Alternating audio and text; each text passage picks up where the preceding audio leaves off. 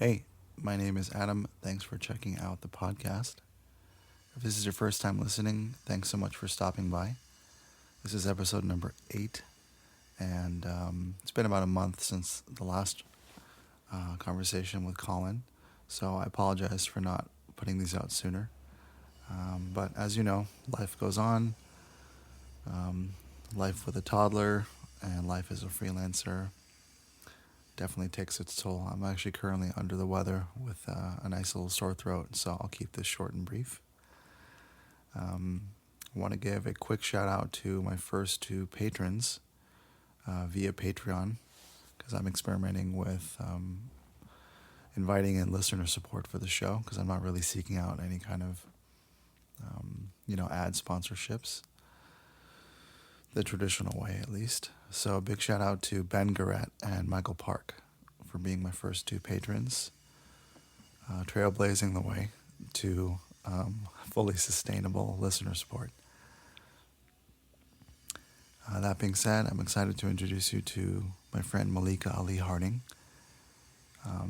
There's a big extended intro for her within the conversation, which she's a friend I met here in Los Angeles 5 years ago as she was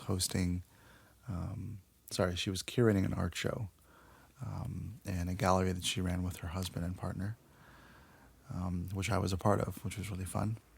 And you will hear more about that in the conversation. So without further ado, here's Malika Ali Harding. All right. Hey, I can hear you. Oh yeah, he's there. Yay. Tycho, I gotta call you back. Okay. I snuck in a call with a friend because you needed an additional 15 minutes. I'm like, I'll call her back. Hello. Hi. How's the sound? Everything good? Yeah. Does this sound good to you? Yeah. Sounds great to me. Perfect. Yay. Thank you for inviting me. Thank you for being here. I'm a little nervous. Really? Yes. Tell me about that. Tell me why. It's such a moment in time. Like, will I, yeah, I don't know. I always think about things afterwards. Like I should have said, and I don't want to have any, I should have said moments. I hope I hope I get it all in. And Right. Yeah. I could, I could definitely say that we don't should on anyone here at Wabi-sabi Podcast. Okay, good. I mean, on my end, it was like, I was like, oh, I have time. I could, we could wake up in the morning and do breakfast and pack a lunch and set everything up and get the kid out of school. And then I was like, oh, no, I have to do street cleaning. There's street cleaning, so I have to move the car and and it's like, all these other things can be totally locked and loaded and ready. And then there's like, no, I need more time. No worries. I love it. I like that 15 minutes, that CP time. It's my favorite kind of people. It's a good, yeah, exactly. So this is a really cool opportunity to catch up with you because I feel like, I guess just, for context for whoever will be listening to this, I met you, is it about 5 years ago? 4 or 5 years ago? 2014 was the first year of On the Ground Floor. So that's 5 years, yeah. Right. So it may have been something like, it may have even been like a Craigslist. It was some ad I found somewhere. It may have been Craigslist for all I for no, memory. Not Craigslist. It's not Craigslist. No, yeah. Was it a Facebook ad? Probably a Facebook ad or something ad. like that. Yeah. Okay, sorry. No, I gave up on Craigslist after my filmmaking life when I would hire crew members on Craigslist and they would all quit. So it definitely wasn't Craigslist. Got it. Okay, so yeah, so I had found an ad um, for basically an art, like an open art call within a certain theme, Uh-huh. and that's how uh, I sent you a note. I said I am a visual artist. I think what I make falls within this theme, Mhm. and I'd like to be a part of this. If if you would have me, and that's how we met when you had this space, which was an amazing like garden level um, portal of awesomeness Yeah. called on called on the ground floor, Yeah. and um, yeah, you had. I guess the theme was electric walls. The theme was electric walls. It was a celebration of video art because I was making my transition from filmmaking into moving more into the art world. And so I wanted to have like a transitional show, and that was it, Electric Walls.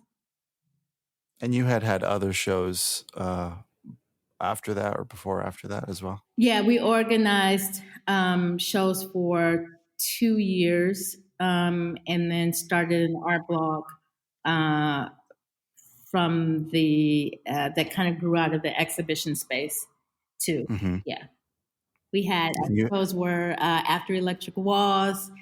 There was the Feminist Sex Shop. There was Roots.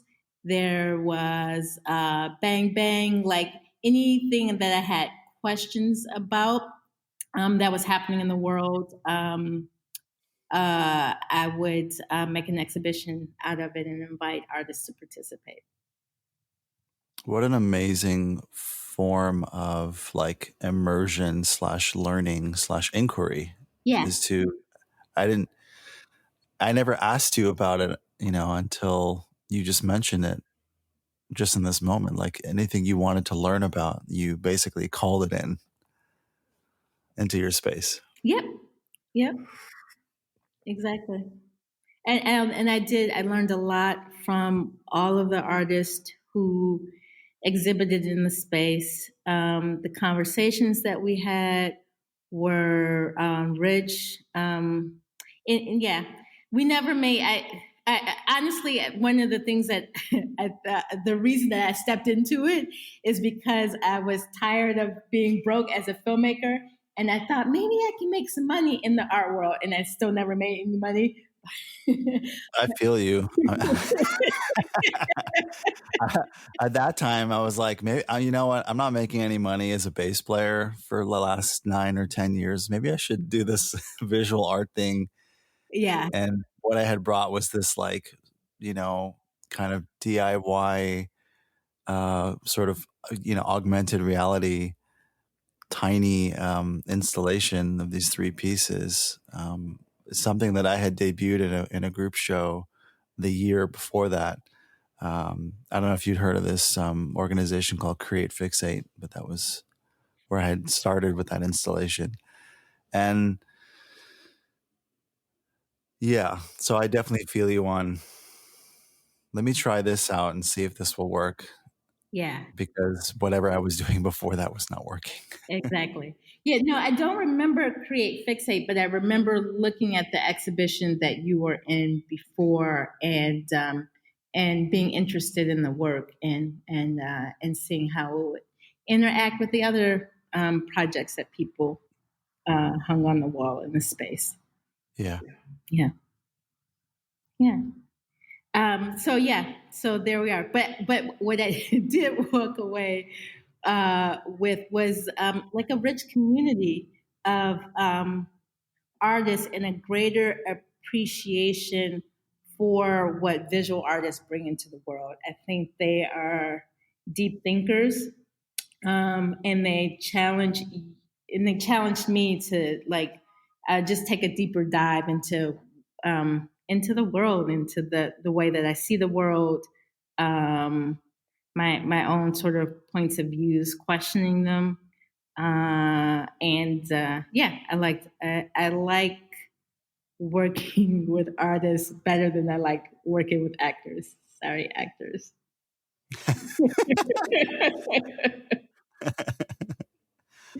Well, I mean, I'm only learning for the first time that you had a previous life in film. Really, I'd love to see some of that work, maybe at some point in the future. But I'll send you some links. I mean, it's funny to think about. I mean, I'm here in Los Angeles. I'm speaking to you in Amsterdam. Yes. You were based here. You're now based there, and it's funny to think about. Just LA, the sort of the cliches. LA film acting. That whole just the Medusa of entertainment, Right. and how we sort of dance either in it or around it. Yeah. Um, and when you said, so to go back a second, when you said we, this was you and your husband, who's also your Yeah, partner in art. I roped my husband into it. So I always listed myself as a co-founder, even though it was all my idea. And every time I Yeah. talk about having a space now, he's like, "No!" But he would do all of the installs. I'm sorry, I live near a police station. That's okay. I mean, living in LA now is like living in an active construction zone. They're cutting cinder blocks right outside the window. So Oh, okay, okay. it's wabi-sabi. It's perfect. So he would handle, he would install the work. He would do all the graphics for like the flyers. I would organize the shows. I would, they were the questions that I had, but he was very much a partner in it. I think one time I hired out someone uh, to help install the show. But for the most part, it was he and I. What one for one show? I think it may have been Roots. Someone said I had a conversation with your assistant. I'm like, who's my assistant? And so from the time to time, I call him my assistant. But Mm-hmm. he was the co-founder. We were partners in it, and he would check me. Like I tried to put, if he didn't think an artist would want her work in a certain place, he would be like, "You need to ask the artist if she wants her sculpture in your fireplace."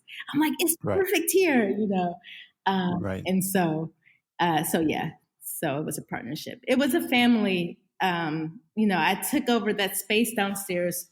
Used to be I have older kids, and it used to be their space. It was my husband's office, and then the two teenagers had rooms down there.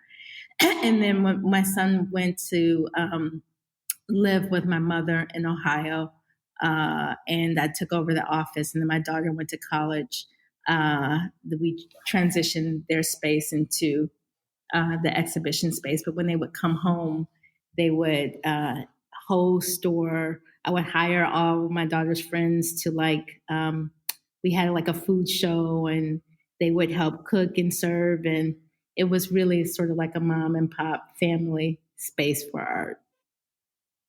It sounds so, on the one hand, it sounds so charming, the whole mom and pop thing. I mean, because it has that kind of village vibe. Uh-huh. And, for some of us I guess the few of us who have really some strained relationships with parents, it's Uh-huh. there's a kind of like I would covet that kind of a thing. There's a little, you know, I'm like, oh, I hear that, and I'm like, oh, I'm kind of envious of something like that. Oh. I mean, in a funny way. Um, I mean, you know, to be really sort of vulnerable and transparent for the moment, and given this little window of a subject, but my mom always wanted to rope me into the family business. Uh-huh. It was just her approach. I guess maybe it was her languaging or the feelings, not the feelings, the words behind the emotion. You know what I mean? Mm-hmm. That always kind of really was always a red flag for me. But that's really cool that you. What? Wait, I'm sorry. Go back. What kind of? Do you mind sharing what kind of business she had? Sure. Well, she's a jewelry designer. Uh huh. Works with most like pearls and semi-precious stones, Uh huh. and she's like a she's like a Renaissance, almost like a cobbler, but like of like weaving these pearl lattice necklaces or brooches or chokers or like just amazing work. Mm-hmm. What she wanted from me was like admin, management, marketing, um, and I always felt for years that I was being bullied into that kind of a thing. It was it was either uh, I need you to manage my business, or I need to send you to gemology. You need to go to gemology school to do ABC. And it was just like, what about asking me how I'm doing and what I want to do, or like, am I interested in doing that? Right. And then the what I always thought was maybe we just speak different languages because your primary language was Russian and my primary language is English. I always thought there was some kind of a lost in translation thing, but I learned now, you know, uh, after I fully estranged myself from her 2 years ago. In retrospect, not in the now, but also like in the last, 5, 6 years, realized that we're actually dealing with a much more of a cobweb type situation. Mm-hmm. And the framing of that is what I've discovered to be what's known as BPD, or borderline personality disorder. Mm-hmm. And as someone who is as the adult child of an undiagnosed BPD parent, um, it's a precarious, um, it's a pretty precarious situation to be in, because you're constantly walking on eggshells, or you think you're dealing with someone who's either a full-blown narcissist or who may just be bipolar. I always thought that for a number of years. Mm-hmm. Um, So but once how did you arrive at her diagnosis, through your own therapy or a reading? lot, yeah, through many, like a multifaceted journey, like through my own sort of bouts of therapy, through a lot of self-inquiry, through a lot of reading, um, inquiring, through different kinds of I don't know, I guess esoteric explorations, through what's known as, I had a what's it called? It's called NLP, or neuro linguistic programming. Mm-hmm. I don't know if you're familiar with that, but No. it's a form of talk therapy, where I'm receiving this therapy from a practitioner, and it's hard to put into words because I don't have a very really holistic understanding of it. But it was one of the most um, kind of mind bending, fully sober, conscious experiences I've ever had in a one-on-one session. Went Um, in one session? I mean, in a one-on-one session, I Oh, had maybe one on one. Uh-huh. I had 2 or 3 sessions. I mean, and those 2 or 3 sessions went to places and were more cathartic than the years of in and out therapy, or just standard talk therapy that I'd been around. So that's really meaningful. And I had explored the NLP along with something called family constellation work. Uh-huh. I don't know if you've heard of that before. No, tell me more. It's completely fast. I've only had two experiences again with that, and those two experiences were like, the pearls taken away from those oysters. I'm still like, oh my God, like this goes so deep. It's basically a um I'll put this in an interesting metaphor. Imagine if if you were getting a tarot reading, and as opposed to you and the tarot reader and a deck of cards, you're in a room with the facilitator and with a number of other guests slash observers slash participants. And as the querent, right, you come with the thing you're trying to solve, the knot, sort of, the proverbial knot in the rope. Mm-hmm.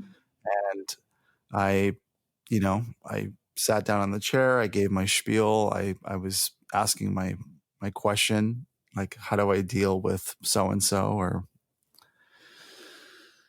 I mean, that particular session was like, what do I do about my mother? Like, I really don't know what to do. And the facilitator then prompted me to choose representatives for the situation, whether it's people or feelings or ancestors. I mean, people in the room were being representatives within my situation. Mm-hmm. So to get this kind of 3D and 4D look at what's going on, and these were perfect strangers. I mean, we're all there in agreement to support each other. Wait, so were they role playing or what were they doing? It was role playing. It was also a kind of like embodiment practice. I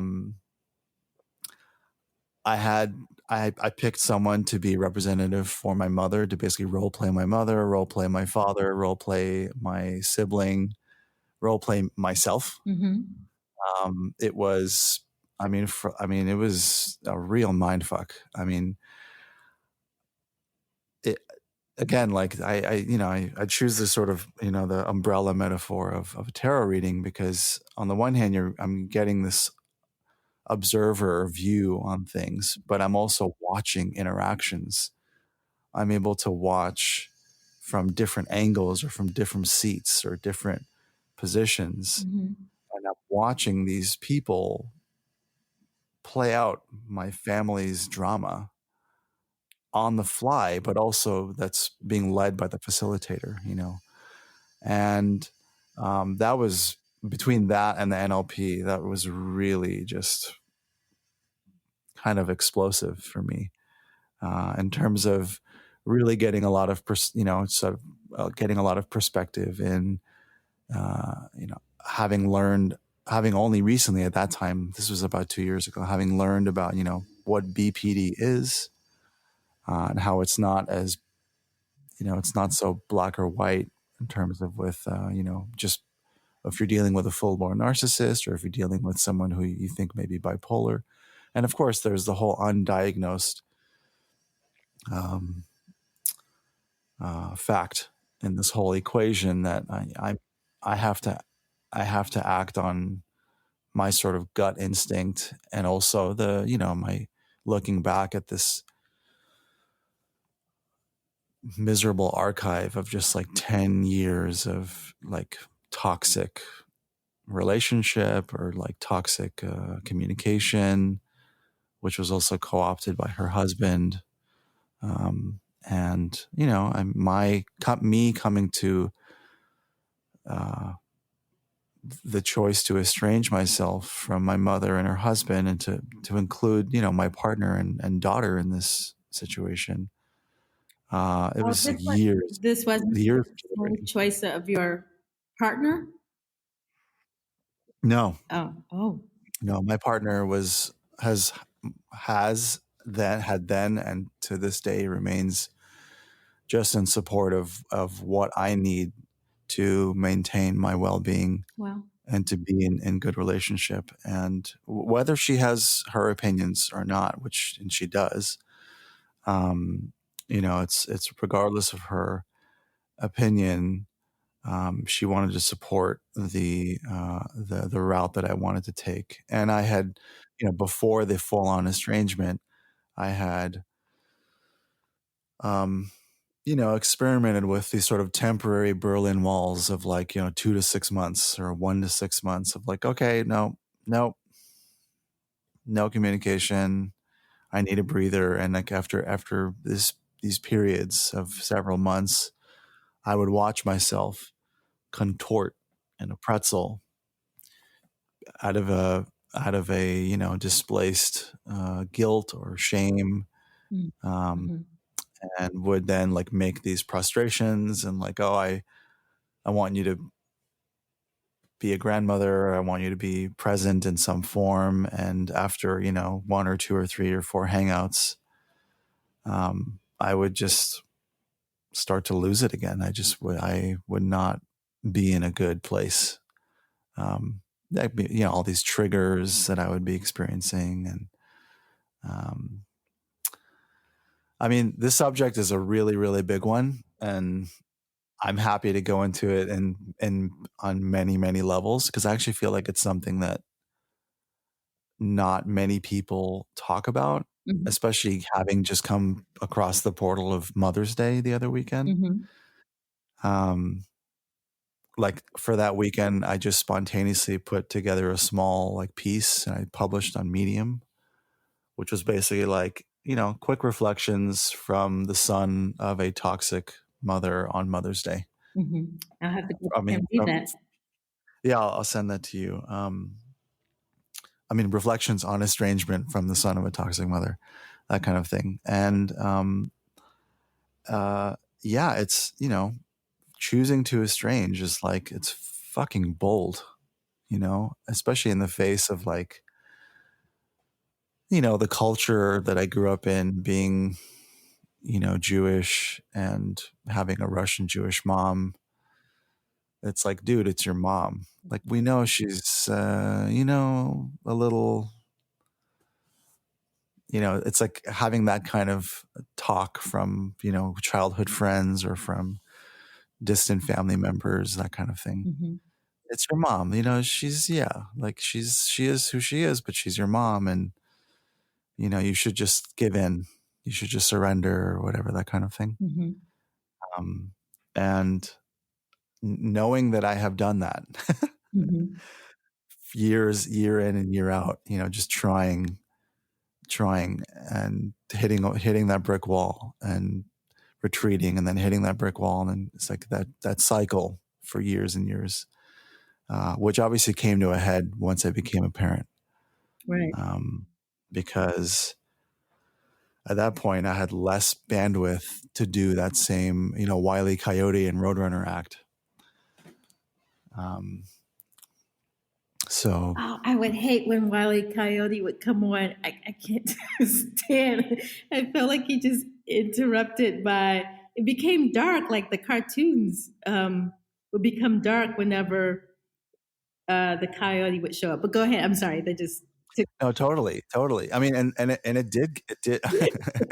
I mean, I'm using all these. I'm trying to use all these like playful metaphors just to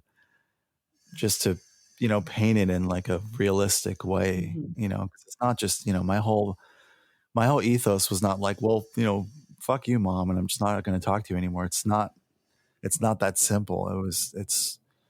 It's unimaginably complex, and yeah, and there's a lot to say about those cartoons, especially the Wile E. Coyote and Roadrunner, because they kept going. I mean, the template was so banal, and yet the only place they can go is like in sort of dark stuff. Um, And it became like a recurring nightmare. Like it just wouldn't. It's it was it was a recurring nightmare. It just kept going, and it always had the same ending. well, and totally, and I mean, it's funny to even just mention it right now, but it's an active metaphor for what some people are dealing with in terms of toxic family members. Mhm. like myself. And um, yeah, man, I took a major leap of faith, with the support of my partner, and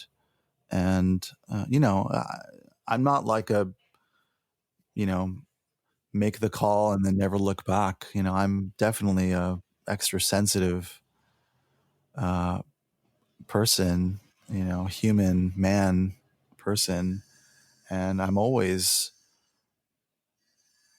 doing an inventory. I'm always checking in with myself every few months. I always cross like a 6 month threshold, and I'm like, am I doing?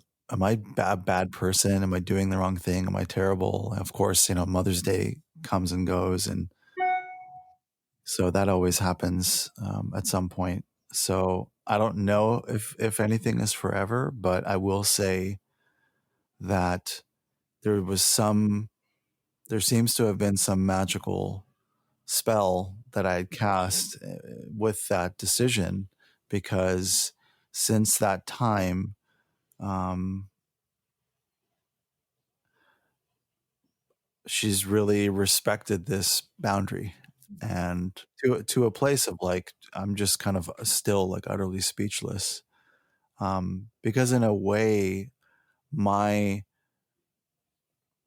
doing that whole Great Wall of China thing, and saying no, I can't do this anymore, like this is really toxic, and please don't reach out. And I, blocked, I don't know, her phone number, blocked her on Facebook, because Facebook kept sneaking in on Facebook. Like she would comment on a photo or something. And that was like, suddenly my like PTSD kind of triggers came up, and I was like, okay, so I got to make sure nothing happens on Facebook. Um, and I had put things on these terms secretly, like kind of in hopes that one day she may choose to either send me a letter, um, or if you're gonna, quickly quickly become self-aware and want to try and talk things out, she can knock on the door. We live in the same city. Mm-hmm. It's not like, it's not like I would cast her off if she was right here. I mean, we may quickly, get in an argument or something, but um, neither of those things has happened. Like no letter, no, no sort of primordial communication has happened, and that to this day, it still leaves me without words, because it also confirms my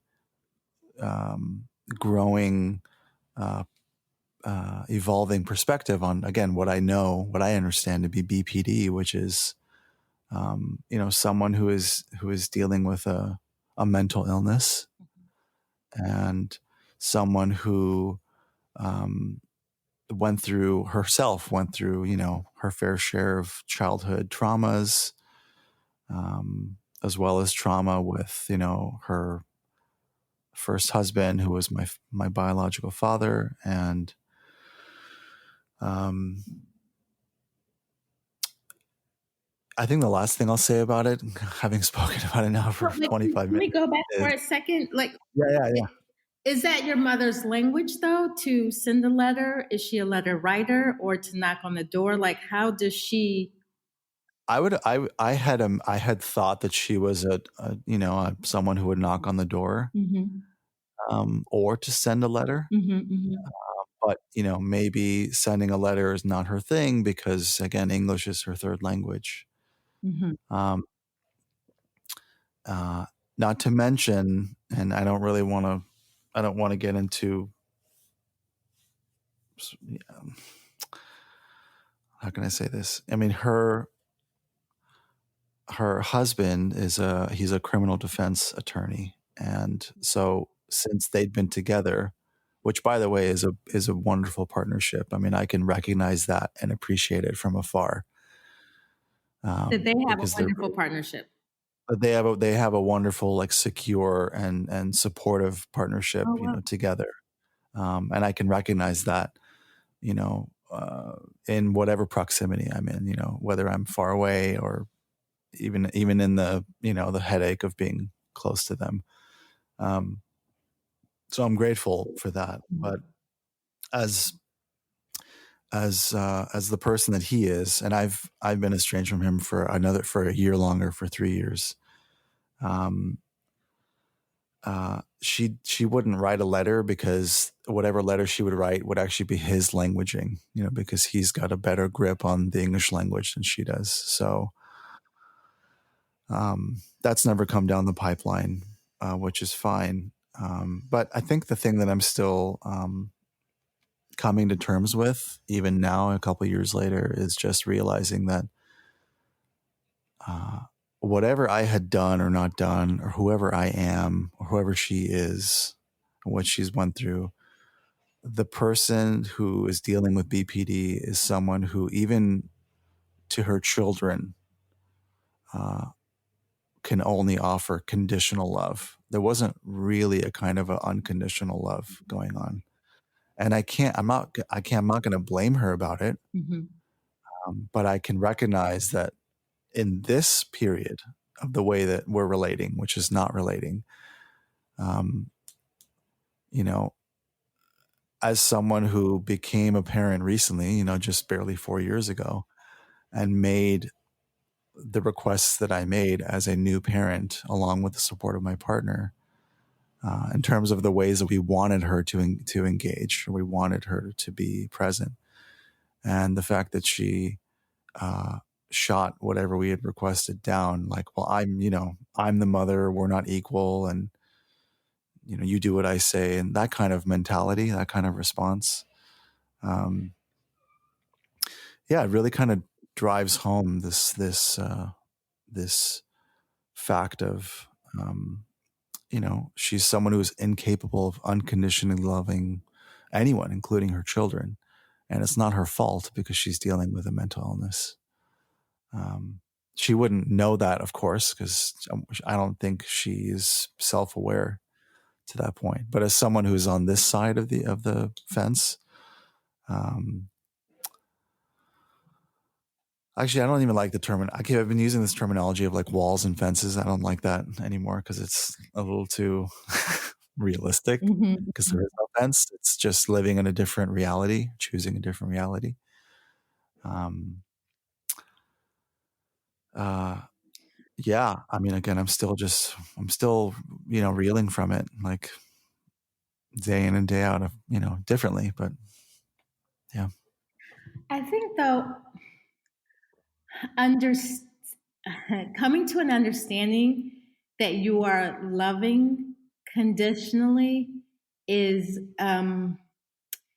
like a it's a job, it's work, because I didn't even realize that I had been operating that way with my own son until I started to go to Al-Anon meetings, and I realized that that that I was operating in a conditional sort of love. Like, if you act right, you know, um, you get this love, you get this affection in a weird sort of way. Yeah. That I had to learn by being look at my own behavior by being in these groups that kind of helped me to let go of that kind of behavior. And I think it's also kind of, it must be cultural in a way, like understanding the roles, or whatever your understanding is of a parent-child dynamic is informed by whatever culture you come from. And it sounds like the two of you um, come from two different places and have two different understandings of what that relationship is and should be. Right. And recognizing that I was raised in a certain way, and I don't feel like I was raised by wolves. Mhm. I mean, I um but also like who I chose to become from adolescence onward, the path that I've been on of my own, hero's journey of self-awareness and just being a human in the world, um, with whatever levels of self-awareness and whatever level, levels of privilege that I am aware of, and yeah, we live in different worlds, Mhm. and we come from different worlds as well. And I'm grateful for having been having been invited to this party called Planet Earth, and um and whatever because there are good memories, there are some bad memories too, but there are great memories, and they are what they are. And uh you know as like being a parent now is like just it's like a crash course in being present, because I can't think about the past Mhm. right now. And that was always something that she like dangled in front of me, was like, well, I suffered for you and I did these things, and all, it was always that kind of guilt trip. Mhm. I dealt with your father and all that stuff, and I there's nowhere I can go in that. Having heard that for 15 years, it was like, what do I need to pay reparations? Like, what am I supposed to do? Like, you brought me here. Like, sorry, So, um, all that said, and there's so much more, like more levels of transparency and vulnerability and pain and grief and praise, one and the same. And um, as someone who is parenting in the world, um,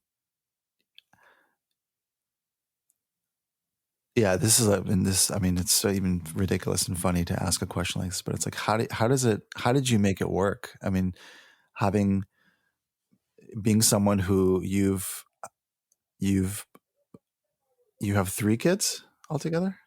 I've given birth to 3 kids, but Brian was a parent. He was a foster parent beforehand. So in total there are 8. But I Hmm. wasn't really involved with raising the other kids.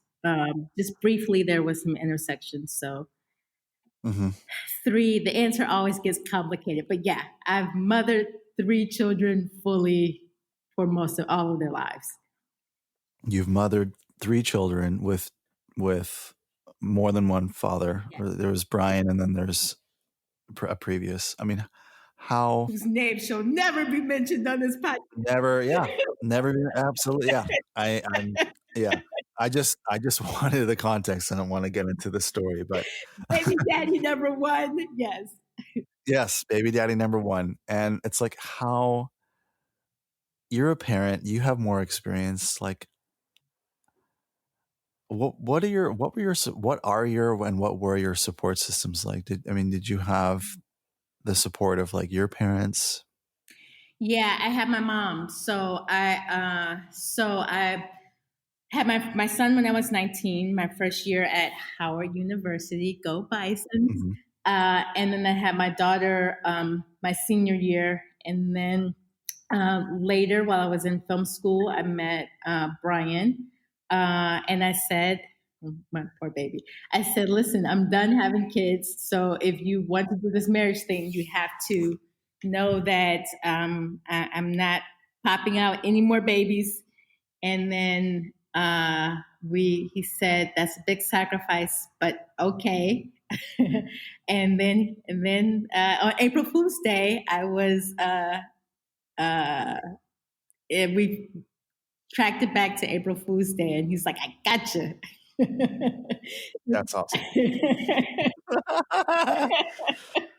So then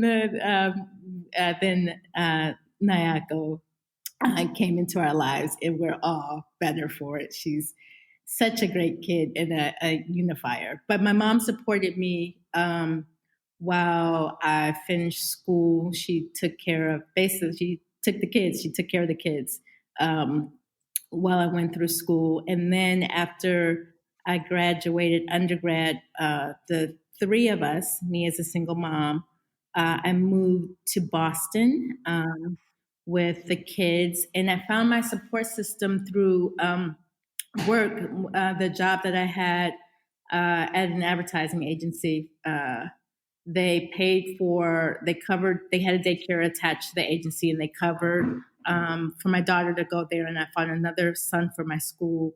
And all of the receptionists that I worked with, they would sit with for me. You know, I found a family where I was.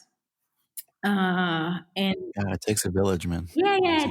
it takes a huge uh, village. But I like parent. Hats off to single parents everywhere. Yes. But it's nice to have a partner to raise children with. Um, Yeah. it offers a nice balance, I think, for everybody. Um, yeah, I learned from him as a parent. He learns from me as a parent. When we were both single parents, one story is that the girls needed to go school shopping. Uh, uh, and so I went with him to help him shop for the girls. And he told them they had 5 minutes in the store. And I'm like, what kind of shopping can these kids do in 5 minutes? You just go have a coffee. I'll help them shop for clothes, you know. So I think it's just nice to have, you know, he has his strengths and weaknesses, and I have my strengths and weaknesses, and it helps to balance it all out. Yeah, it's lovely to honor both of those things, really, Yeah. to make them work, you know, and in you know, in a symphony, really. So you guys met in film school, and I'm assuming y'all moved to LA for film? No, so I was in film school. He was already working. He had studied film in undergrad, and he was working in visual effects. He's also a cinematographer. But we met because of the kids. Actually, he had sent one of the girls to the summer program at Spelman College, historically black college for girls in Atlanta. And my cousin had also gone there, and she had come to visit and hung out with the family. And the kids introduced us. You know, she said, "You know, my cousin is here. She's in film school." He's like, "Your cousin is in film school. Introduce me to your cousin." And so that's how we met. Wow, Yeah. that's amazing. Yeah. It was interesting. I wasn't. I was into the idea of him, but then he picked me up in a dirty car. I'm like, you didn't even clean your car for me. I don't think this is going to work. We can just be friends. And he's like, I don't need any more friends. I'm like, okay, that's assertive. I like that. I'm loving this level of honesty just from the just cut the bullshit, man. I love it. Yeah, no more friends. I'm sorry. I'll move on. Um, So so yes, you know, continue. How did you guys make it to LA? So we were both already, when I got accepted into film school, I moved to LA. He's a California native, so he had gone to Loyola for film school and then just stayed in Los Angeles. So, Got it. yeah. And how long were you here in LA altogether? I lived in LA for 15 years, and it feels that's the place that feels like home. You know, Cleveland is my hometown. Um, Yeah. but it's sometimes it's hard to go. It's hard. It's very rare that I've gone home and there hasn't been some kind of drama or some shit has come up. And I think the place has, uh, I think place has memory. And then when I interact with place, a whole bunch of things come up. Um, and it's rarely, it just, there's always something. So I haven't been to Cleveland in a couple of years. The last time I went, I said, I'm never coming back. And now I keep thinking about stories that I can tell and create and make through photographs about family and about ancestry and about the hometown. But I think my people and my place are Angelinos. Even Yeah. with you talking about like family constellation work, I'm like, that's so LA. It's so LA, but it's also, I think it actually started, it was like it came from Germany. Oh, really? So if you, I'm sure you don't have to look hard anywhere, either in Holland or in Germany, to find groups, that would I can go do my that own family actively do constellation this. work. Totally. Oh, okay. I will. I will look for Yeah. it. Yeah. Um, It's also referred to as dynamic constellation. I don't know if there's I've heard it as dynamic constellation. I've heard it as constellation. Then I've heard it as family constellation. So have people maybe ever if you done this search that. work with their family? Like, Yes, I actually did. Yes. And I've done so. I met a strange, I don't want to go too deep into this story just because it's just another like sort of trailing long ranting story. But I met a strange, uh, interesting kind of clairvoyant woman named Irisia probably 10 or 12 years ago. I don't remember how I met her, which is even that's a cool sort of inquiry. Uh, but she was a um, interesting clairvoyant, someone who facilitates that kind of work. So that was how I learned about constellation work, was through her. And one time I brought my brother and mom into the space, and just the three of us with her as a facilitator did some form of that for like, I don't know, 45 minutes or an hour. Um, that was pretty intense. That was like all tears for an hour. And yeah, I mean, looking back at it now, it was pretty illuminating. But so that wasn't exactly what I had done 2 years ago with, the group of, I don't know, maybe 12 or 15 individuals and, picking out the representatives. So it was a different form, but it was definitely something that was somewhere made of the same fabric, same material. Um, I also started, I don't know if you're familiar with somatic experiencing. no, I've been reading. It's funny. I'm reading this book called Pleasure Activism by Adrienne Marie Brown, and she keeps using the word somatic, and I haven't looked it up. But explain. Explain. Tell me. Teach me. So as far as I understand, because I'm not, I'm not an expert on any of these topics, I think my partner Pam is reading that same book as well. I've seen the book. We have to have a follow up conversation just on pleasure Totally. activism with Pam. Okay, but go ahead. Exactly. But somatic, the term somatic is like basically uh, taking the feelings, like out of the feelings or the memories, sort of like down from the mind and into the body, like out through the body. That's probably a crude way of explaining it. Relating, yeah. I mean, just a quick, uh, definition search: relating to the body, especially as distinct from the mind. That's uh, that's the words. What's the definition of somatic? Um, So I had a somatic experiencing therapy session, which was like one part talk therapy, and then another part where I'm laying flat on my back on a massage table, and the practitioner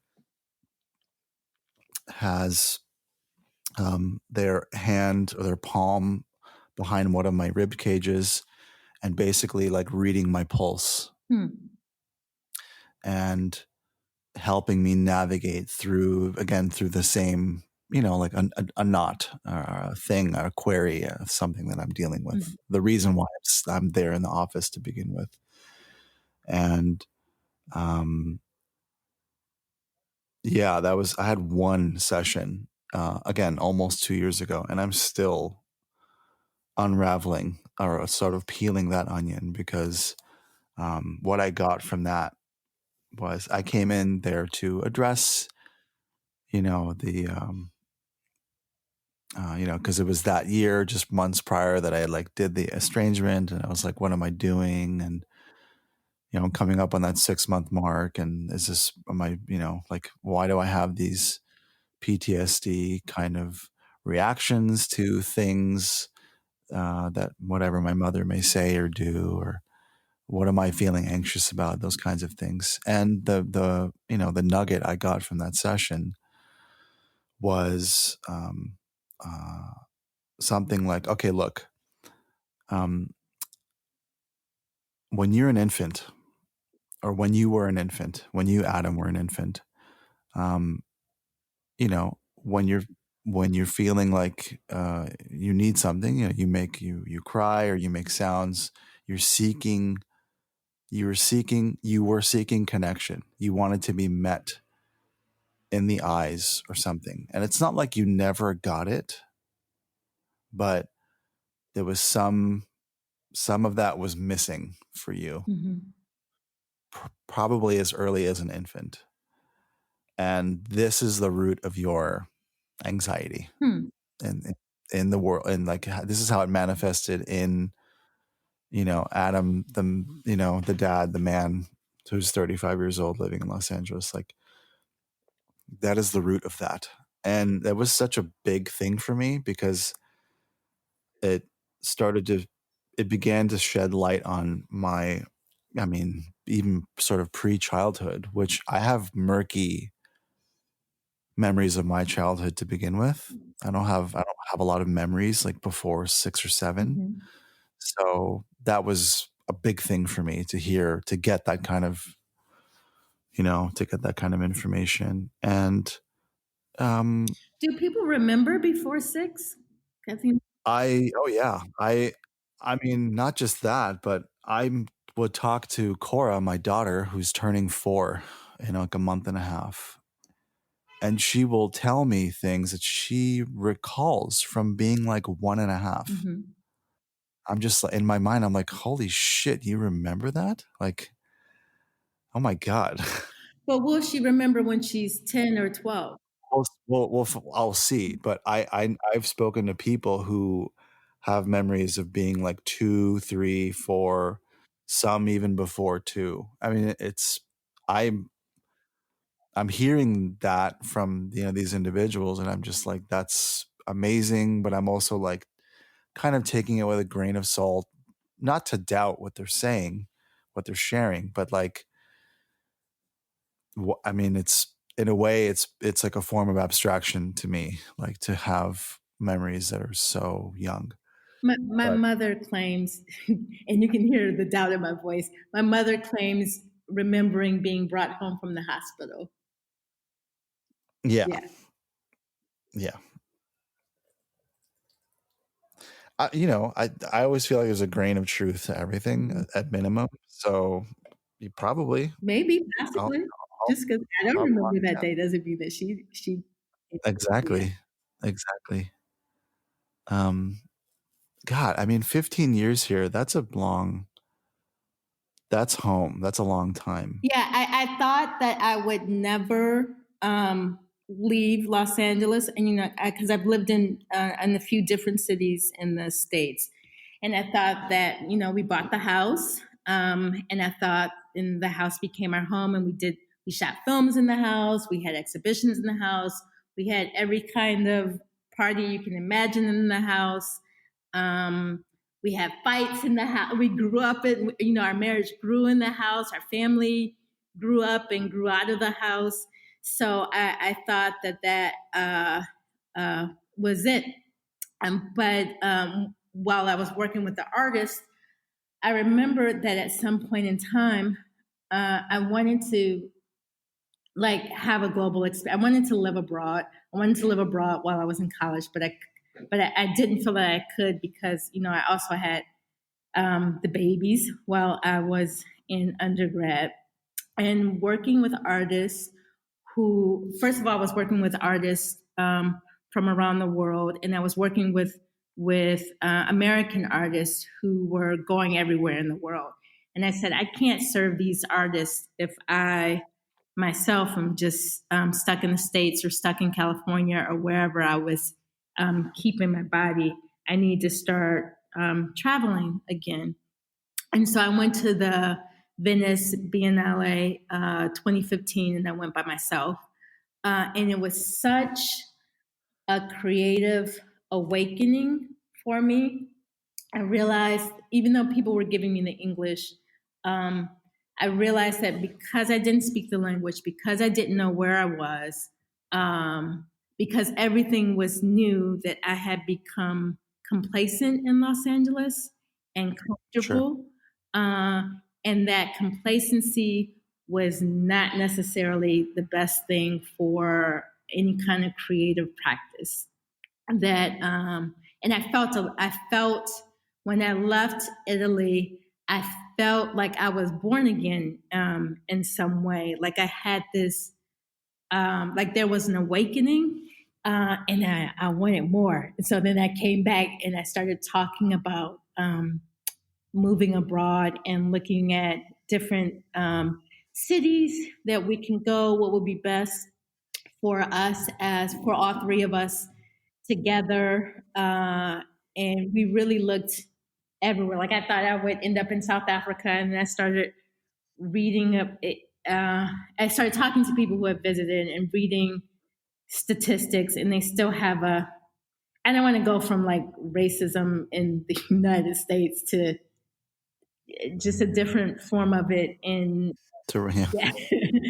uh, yeah. So we looked at, and we visited different places. We looked at Stockholm, Paris, Amsterdam. We were reading about the cost of living. We were doing all these different things. And then at some point we decided maybe we'll just stay in LA, and maybe another year will pass and we'll revisit this idea. And then Brian got laid off from his job that he had for like 18 years. Um, and I was like, I think that's a sign. Let's sell this house and go. And so that's what we did. Well, good for you. Fuck, man, that's amazing.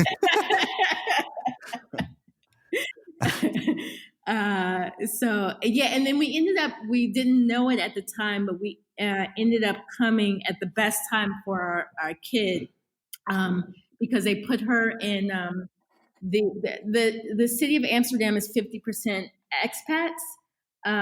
So they have it set up with their school system, that they have a sort of like an assimilation year, an integration year, where they really teach you about the culture and they teach you about the language.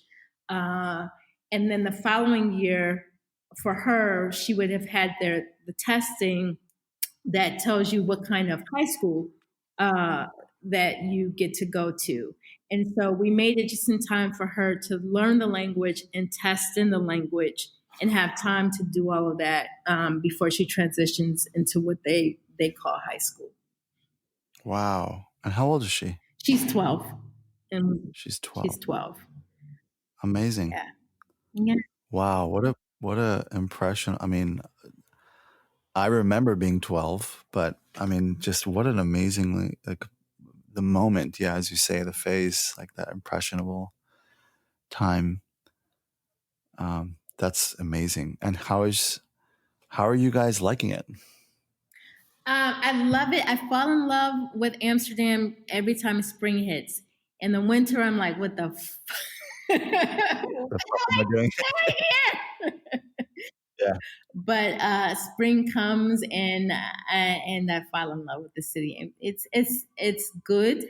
Uh, it is. I feel safe. Like my kid gets to be a free range kid and hang out on her bike with her girlfriend and go around the city and get lost in the city and have that kind of freedom where as where we were in LA, I would have to, drive her. If we want to do a play date, I have to drive her to school, drive her home from school, drive her to the play date, drive here, drive there. Where Yeah. here she gets to ride her bike around the city and ride her bike to school or catch the tram to school. And so it's a different uh, lifestyle, and it's a good one. But our knees are giving out. Even her knees are giving her problems. We didn't realize that we're just not used to walking.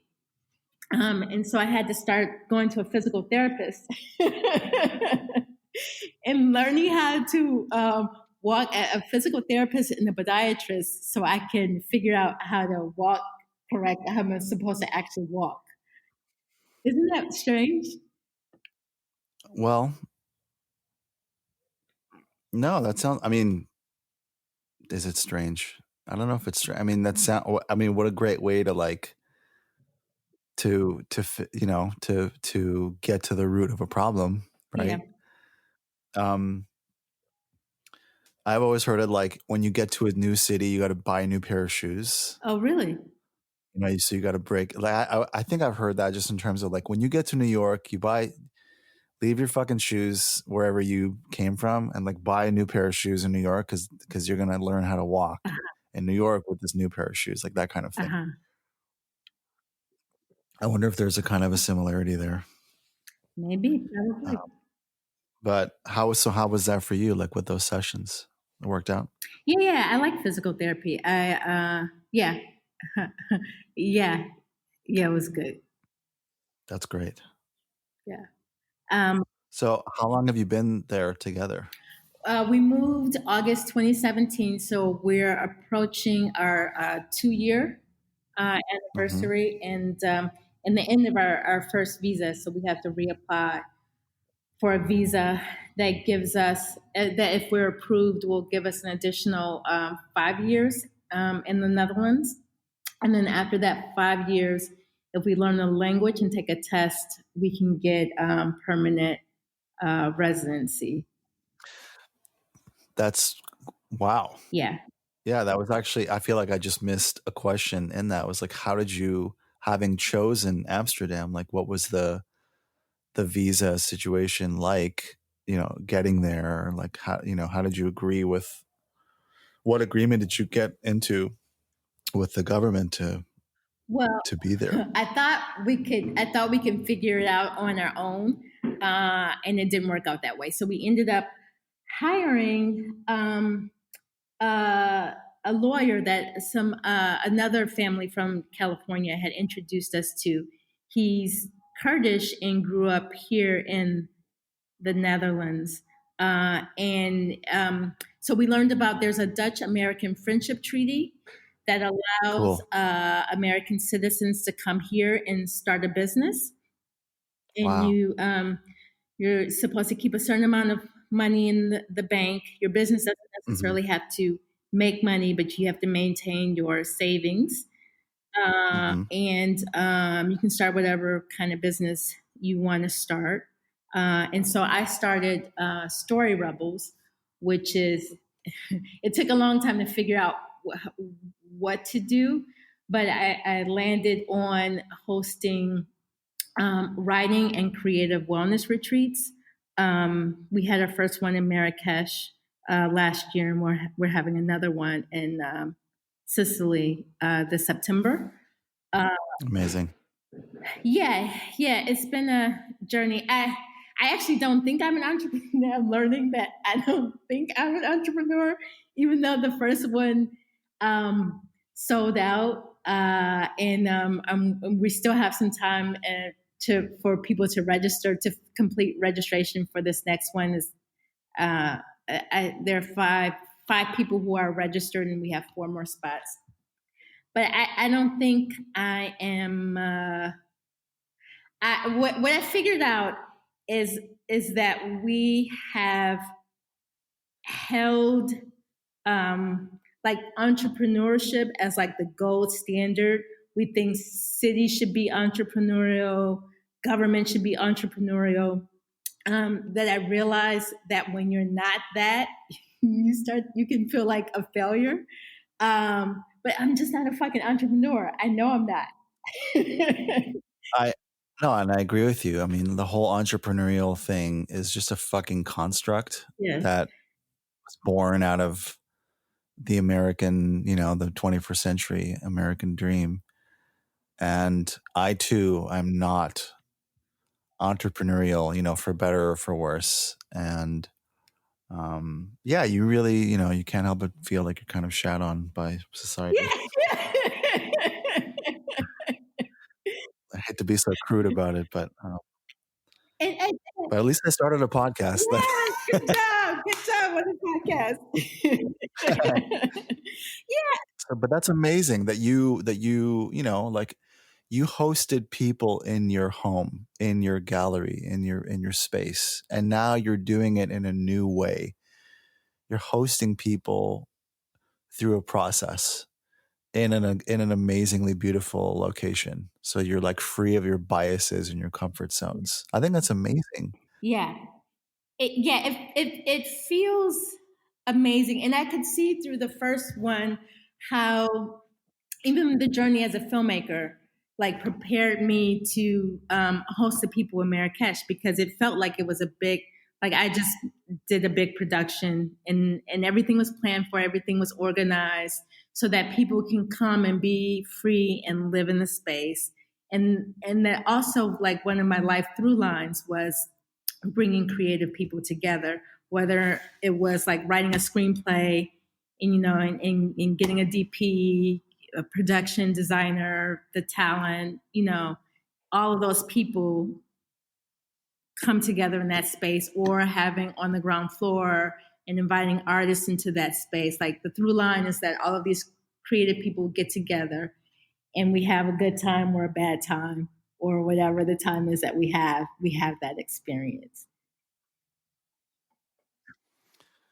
Amazing.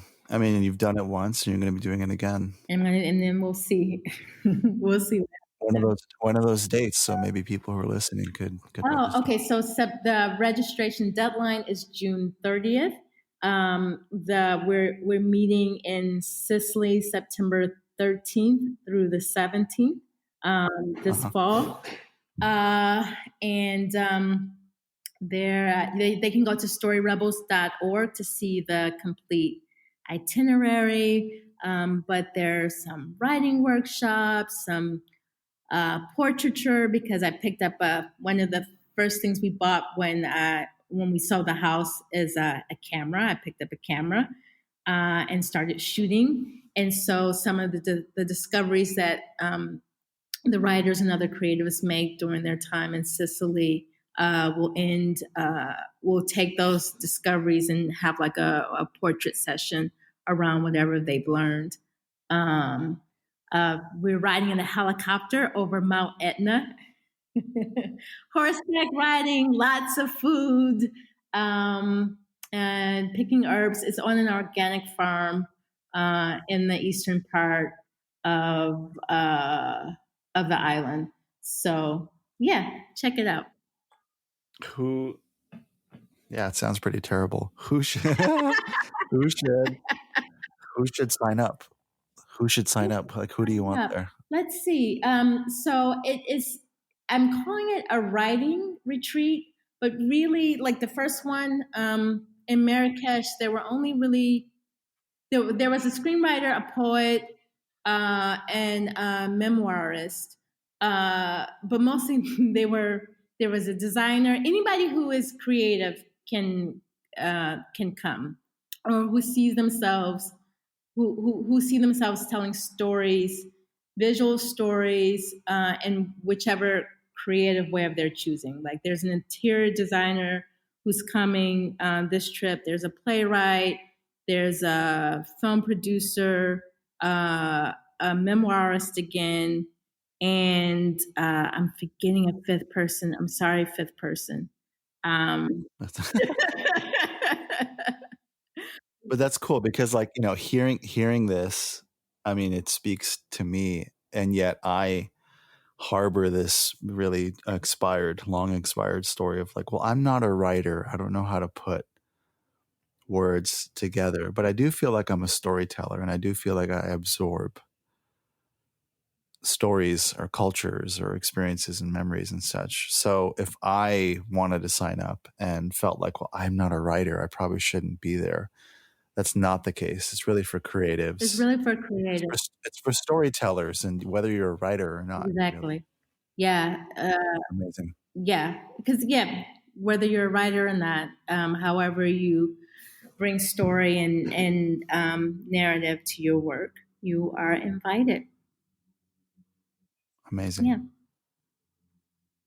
Yeah, I have a request before we leave. Yes. It may Yes. not work, but I had this idea that for my intro, and it might not work, but or for my outro, that you would do the bass line from this artist that I have completely fallen in love with. Okay. But Lizzo, have you heard of Lizzo? Lizzo? Yes. I've not heard of Lizzo. Lizzo. There's a song called Fitness, and I'm not musically inclined, so I don't even know if the song has a fucking bass line. But if it Yeah. does, Every song has a bass line. okay. Okay. So Lizzo's Fitness, I want I want that somewhere in here. In this episode? It can be in the outro or you know or something. Yeah, in this episode. Good. I like the Okay, challenge. yes. Lizzo's Fitness, listen to it. Okay. And then clip that on the end of this. Okay. Okay? Done. Thank you. I like the challenge. Yeah. Yeah. And I'm just opening that Pandora's box up again of like, oh, I am a bassist. I am a musician. I do have ideas. I do want to work with people, but I also want to, you know, harness the power of my ideas or my skills and my intuition to like explore things on my own. Uh-huh. Um, and you know, if I rub enough pennies together, or or like, you know, drive into enough credit card, then I will, um, yeah, definitely be acquiring some gear that I've really been thinking about recently, and doing a lot more sort of ambient, kind of non-rhythmic soundscape type.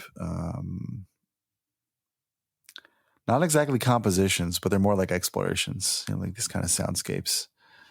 Um, that I'm actually really inspired by a couple of artists who I've stumbled onto via Instagram of all places. Name them. But yes, bassline. Bassline. I have been playing more bass lately, which is like really healing for me, and I am looking forward to hear that bassline. I mean, I came across one you playing Erica Badu, Oh and yeah, it just brought me so much joy. Like I'm really into joy and feeling good now. yeah. And that made me feel good. So thank you. My pleasure. Thank you for receiving that. The funny part about it that I don't think I really emphasized in that video was Cora being like, I don't like this music. That's basically what she said. And that track is Honey off of you know, New America Part One. Um Yes. and I fucking love that. I mean, all her bass lines are just, yeah, Erica Badu. And as a matter of fact, the one time or maybe the first time I saw Erica Badu was in Rotterdam at the North Sea Jazz Fest Ah, in 2006. ah. That was one of the best fucking shows I've ever seen to this Oh, day. really? Oh I yeah. haven't seen her in concert. Oh my God. I mean, seeing her then versus now is a very different. I mean, just different. But uh, yeah, I mean, if you can, I mean, if she's, she comes through Europe probably once a year, you should definitely catch her Okay. somewhere around there. And her I don't know if you follow her on Instagram, but her feed is just, Yeah, it's I've amazing. Like followed her. she's great with that tool. Yeah. Um, Yeah, I just saw recently her daughter singing on stage, which confused me because at first I thought maybe it was Erica herself when younger, but then I realized through the conversation that was happening on the post that it was her uh, daughter with the DOC, I think. yeah, Yeah, yeah, and so yeah, I really respect Erica Badu, and I always have. I love me some Badu. yeah, absolutely. I mean, yeah, that's a whole conversation in and of itself. How are you on time? I want to ask you that. I'm good, but how is your podcast on time? I mean, the podcast is fine. I don't feel like you are my 8th interviewee, and I um I haven't adhered to like it must be this maximum amount of time, Mm-hmm.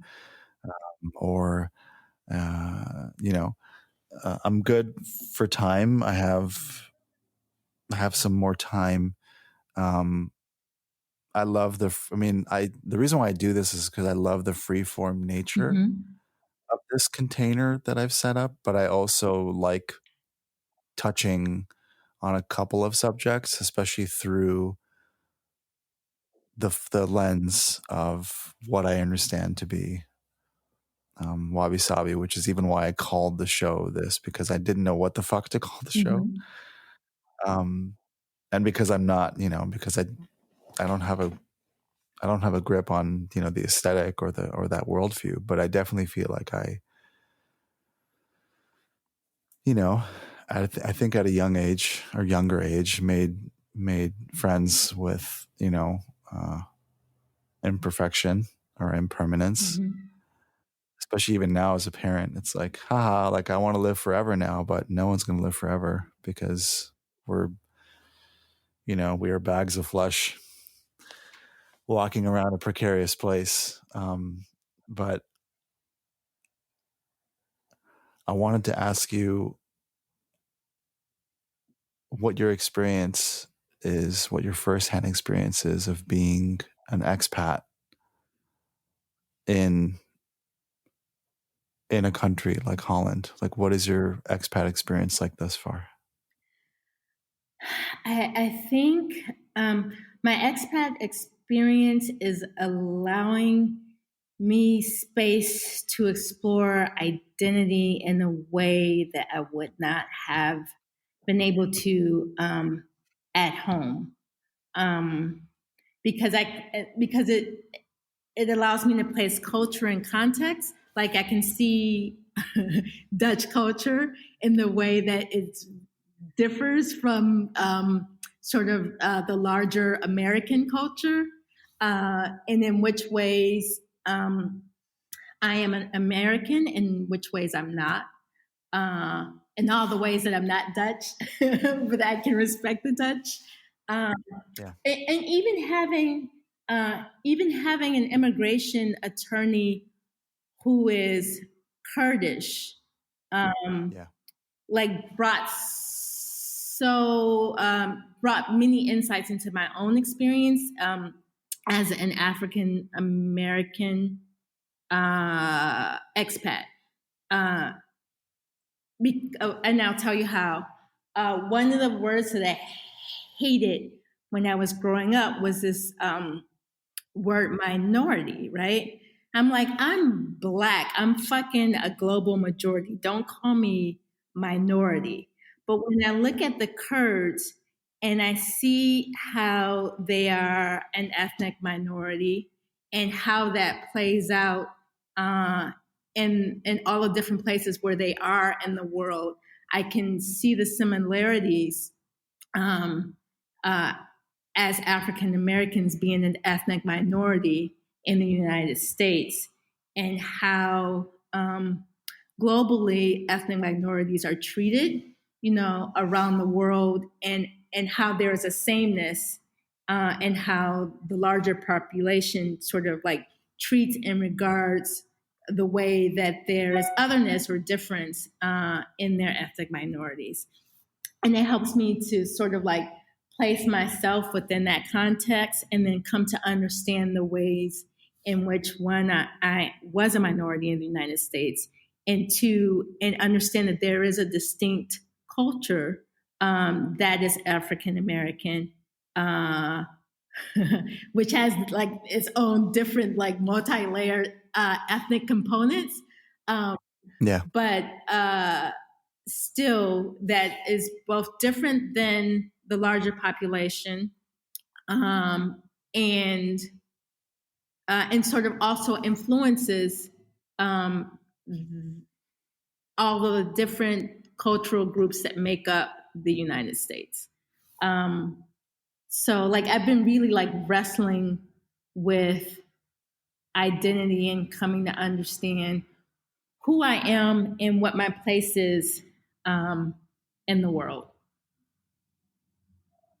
And there's a lot of fucking hip hop here. It's weird. Like around the corner, there's a hip hop pancake place that. And I keep like I want to interview the guys because I want to understand like what their relationship is to the music. Because I understand what Tupac, like when I hear Tupac, I feel like I'm listening to a voice who's had a similar experience as my own. So I'm trying to understand like what these white Dutch guys have in common with Tupac, and what is the relationship to hip hop, to soul music, to R&B. Like, is it just the soundtrack of their lives? Like that's the music that's playing. That's what was exported. Yeah. I've loved thinking about. I've kind of pondered the same question, like what makes different cultures. What's the term here? Like, yeah, like love music from other cultures, like hip hop or rap or soul. I mean, it could be the words, depending on their grasp of the language, or it could just be a frequency attunement. They just love the beats, the bass lines, the whatever, the rhythms, like. But like get back to me on what they say. Yeah, I am. It's coming up every time I walk back. My husband is like, "Why are you fascinated with this fucking pancake place? Like, because their signage changes, like their name changed. Oh, they had a problem, I think, with their name because first their name was Mook, and then they had to change it to Moke. And I think like one of the nicknames for Amsterdam is Mokum, and so they were playing on that. But to have all of these pictures of Black artists and then name your place Mook, I think it became like problematic for them. But then every time I pass, like they have new signages, new signage and different photographs and Cardi B and Drake and a lot of West Coast too. So yeah, there's something that they're really vibing with West Coast hip hop for some interesting reason. Yeah. I mean, when I hear the word mook, I'm like, some part of me is like, is that not some like derogatory term for some yeah. Some culture? Yeah, I think it's like an Italian. I think it comes from Italian Americans. Yeah, got it. Okay. Yeah, interesting. God, I mean, I spent like maybe only 3 days in Amsterdam, like in that same summer in 2006. I'd love to go back, and we're gonna be so close. Like we're coming to London for a week in August. but it's not enough time to like frolic Sure. Yeah. around, even across the channel right there. Yeah.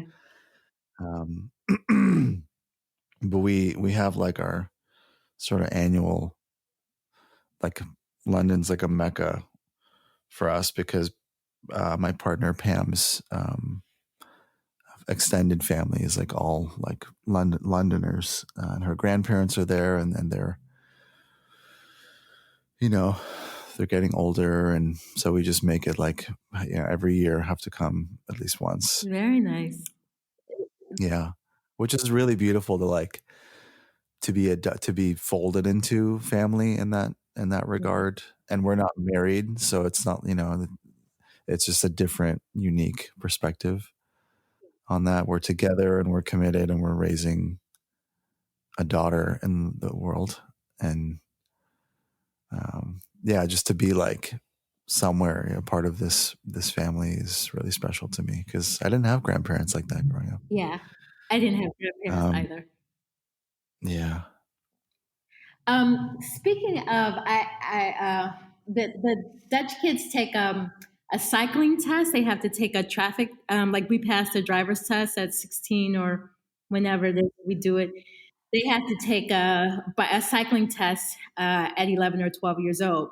And so they didn't have enough parents to not enough of the Dutch parents wanted to volunteer. So I ended up doing it, and I'm like, guys, I don't speak Dutch, and I've never taken the traffic exam. So are you sure I should be like one of the judges for this thing? But they said, no, no, no, you can get by with your English; it'll be okay. But I ended up sitting in the sun for like 4 hours with two other Dutch parents, one who had to leave after a couple hours. But I'm telling you this because um, the mom was getting the mom that I spent the total 4 hours with.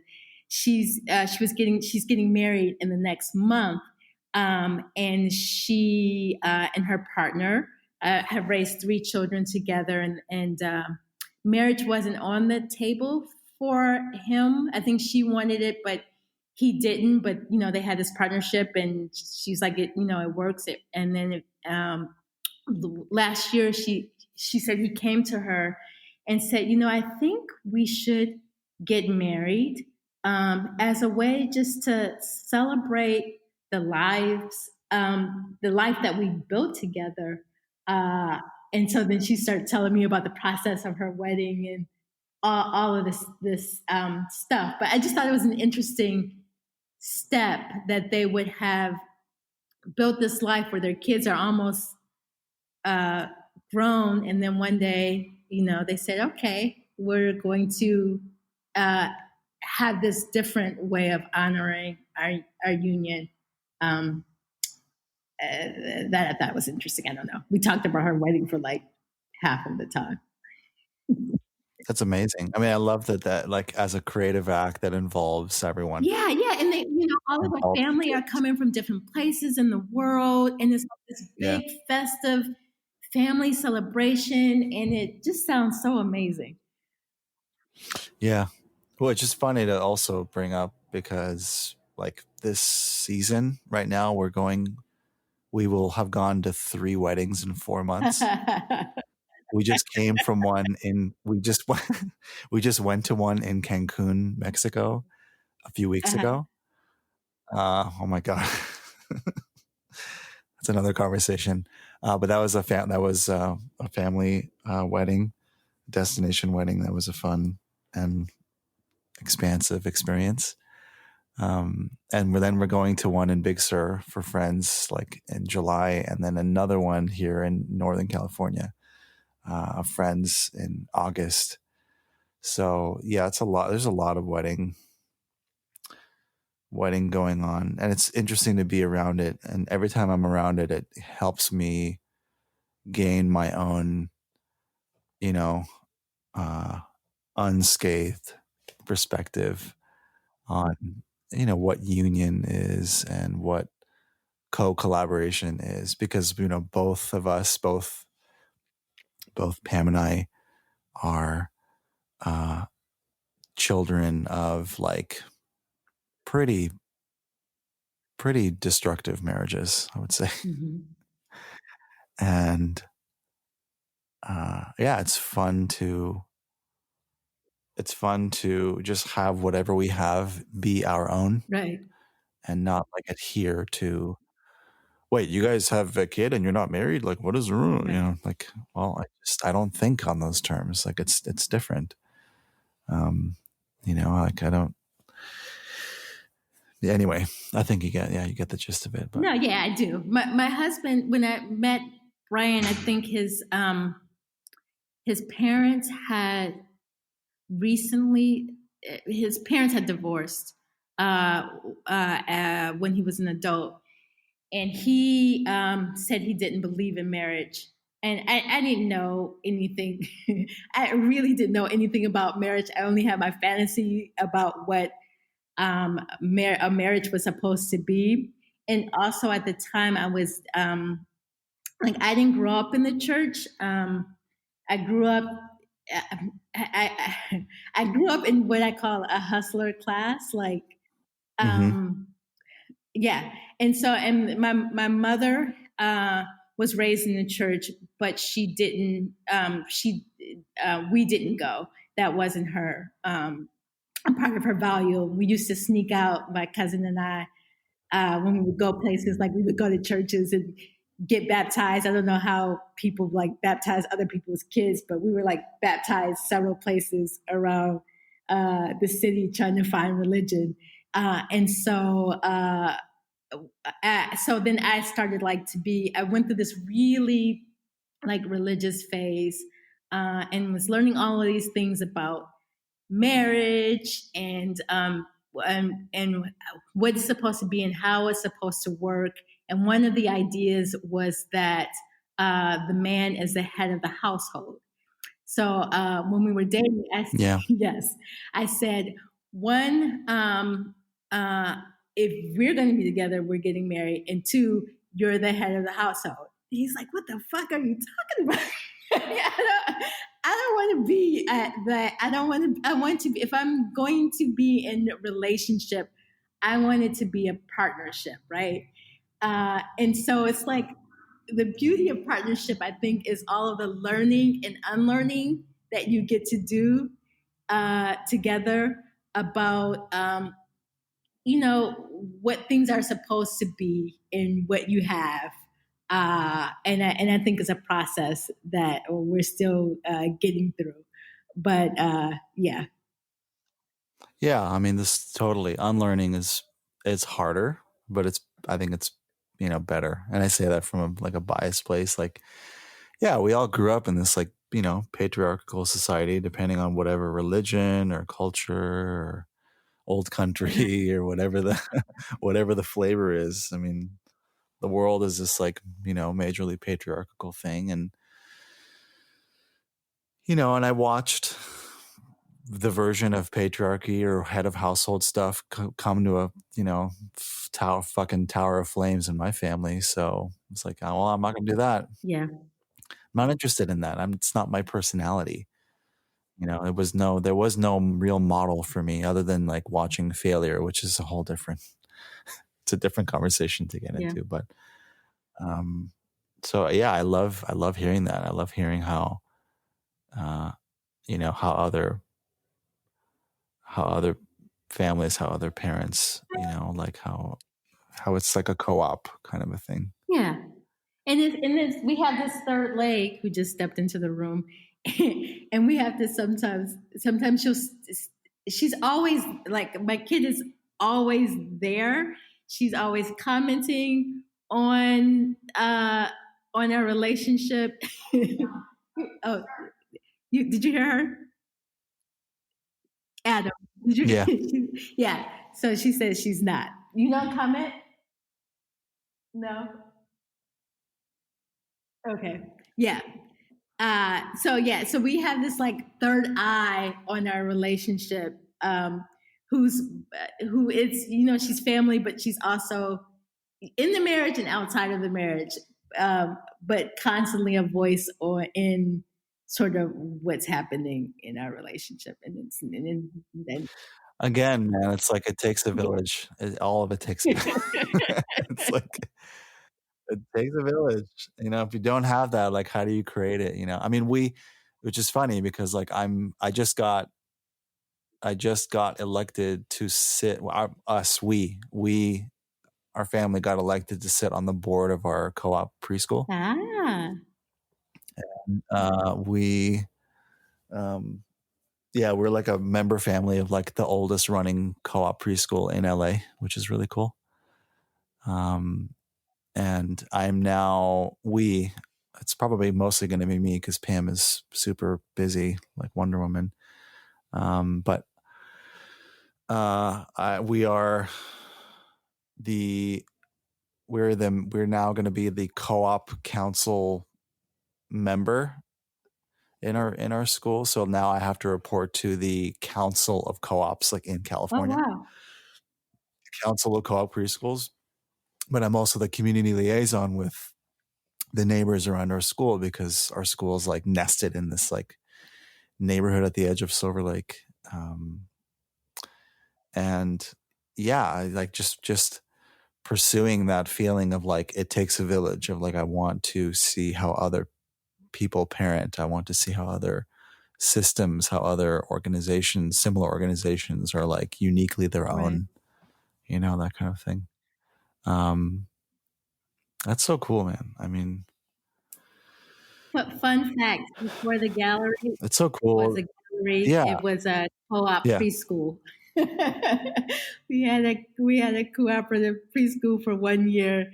Me and some other parents from the West Adam parents from the West Adams area and View Park. Uh, we tried it out for a year, and then that was it. Yeah. Yeah. Yeah. And I'm also learning from other people, like other amazing families that like, okay, I see why you're not a co-op kind of Right. family. Like, you're either really into the idea or you're not. Like, you know, Yeah. so that's really cool to see from other families too, like why you'd be into it versus why you would not be into it. You know what? Um, Speaking of family, and I know yeah, we should end soon. Um, yeah, yeah, but that the parenting journey, being like a young parent starting as a 19, uh, is that there was a lot of messaging that uh, that I gave myself when I was a single parent that I realized was was like faulty thinking. Like I didn't just give it to myself; it was also in the culture. Like a lot of the like my son had ADHD, right? And he really struggled through school. And there were so many ways that I blamed myself for those struggles. It's because I'm a single parent. It's yeah, because whatever I fed him or didn't know how to feed him. All of these things. And then when I became an older parent and I had the youngest kid, and I saw, parents who were married, both parents in the house, and the kids were still struggling with some of the same things. And I'm like, I beat myself up for all of that damn time. And it's just people are people when they come with what they come with. Some of it may have been, on me or on whatever, but we all have sort of like our kids have their own journeys. um, yeah, absolutely. Absolutely. And so, yeah, that I think that's one of the greatest, um, one of the greatest appreciation I have for parenting for so long. You get to like relax into it and see, you know, uh, that we're just all human beings on this weird, fucked up journey, figuring it out, whether we're parents or children or or whatever it is. Amen. A A woman. woman. I mean, totally. A woman, I A like woman. that. Yeah. Yeah. Um,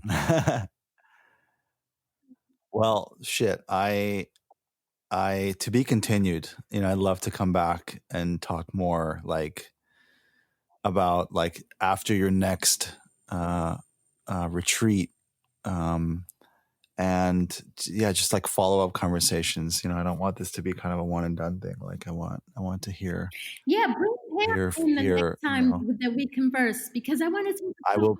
pleasure and joy and curiosity and Yes. all of those good things. Yes. Absolutely. Yeah. Which is another great way to like rope her into this too, because I've been meaning to figure that out as well. Oh, thank you. Not rope, inviting, Invite. not roping anyone. So yes. Oh, roping is nice too. Yeah, encourage playfully. What's I that? said roping is nice too. Roping is nice too. Um, so thank you You're for welcome. the time and for the wisdom of being, a parent with more time, Yeah. Thank you. more having more experience and distilling that experience down. And yeah, I can't wait for the next conversation. And I will definitely hit up that baseline and get back to you. Lizzo Fitness, please. I can't wait to Lizzo hear Fitness, I'm on it. it. I'm on Thank it. you, Adam. I'm on it. Oh, and the last favor to ask you is once we hang up, if you can leave this window open so that your file can upload, because there's like an uploading phase that happens once the call stops. So if you just leave your computer on for a couple extra minutes, you'll see when this thing is done. Okay, so do I press this little red circle here or do I do nothing and just walk away? I also have the red stop recording circle on my end, so either I or you or we could both do it, and then you can just walk away from the computer, and then in a couple minutes you'll see like the thing is uploaded. You'll see some kind of a little confirmation. Okay. But if you like close the browser or you close your computer now, I'm not going to have Oh, wow, that's your horrible. feed Okay. in this recording. All right. Well, I learned I learned from past episodes, so that's why I'm just remembering that. Okay, I will leave this open and So, wait for the message. okay, Okay, cool. thank you, Adam. Okay, This was thank fun. you. I appreciate it. Thank you so much. Okay, Yeah. bye. Okay. Bye. Hey, hope you enjoyed the convo with Malika. It was definitely a moment to become really vulnerable and transparent myself, which I hadn't really done so yet in this series. So, thanks for receiving that, all you listeners. Be sure to check out Malika's site, storyrebels.org, for more info on her upcoming retreat that she'll be doing in Sicily, which sounds incredible.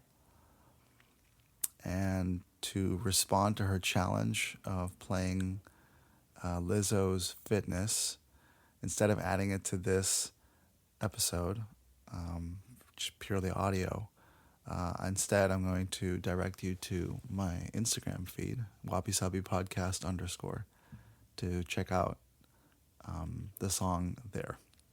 So check that out. And lastly, if you haven't done so already, even if you're a first-time listener, feel free to subscribe, leave a review, because that really helps. It just really helps. So I would appreciate if you do that.